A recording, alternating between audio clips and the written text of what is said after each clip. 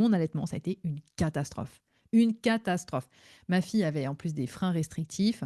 J'ai galéré avec un tire-lait pendant 2 mois.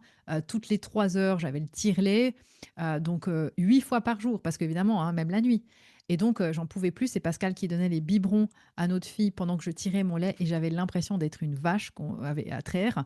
Je me sentais pas connectée à ma fille alors que j'avais un accouchement physiologique à la maison. Mmh. Donc c'est là que j'ai compris que en fait, la préparation à la naissance doit inclure absolument le postpartum immédiat. Je ne peux plus concevoir qu'on nous saucissonne, en petits bouts parce qu'en fait, quand on est vraiment dans le truc et moi je l'ai vécu tellement profondément dans mes tripes, toutes ces frustrations, toutes ces culpabilités. Aujourd'hui, il y a beaucoup trop de femmes à qui on donne des bouts de sein. On vous colle des bouts de sein parce que soi-disant vos tétons sont pas assez bien ou, «Ah bah tiens, faut tirer ton lait parce que tu auras pas assez de lait et puis ta fille a ou ton fils il va dépérir».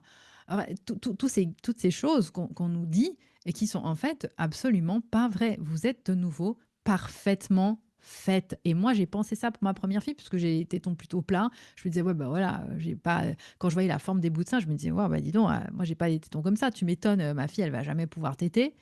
J'avais des crevasses, mais à pleurer. Pascal, il devait me planter les ongles dans les trapèzes pour que je puisse allaiter ma fille. J'ai dit, laisse tomber.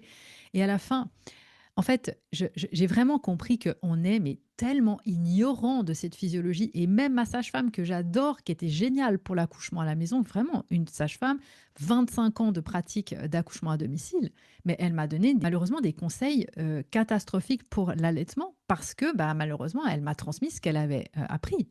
Et on s'est retrouvés sur les bancs d'école ensemble plus tard à être formés ensemble. Et d'ailleurs, je me souviens, il y avait que des sages-femmes et des infirmières en puériculture qui disaient, mais en fait, ça fait des années, certaines même, ça fait 20 ans, qu'on dit aux femmes des choses qui sont bah, nuisibles à leur allaitement.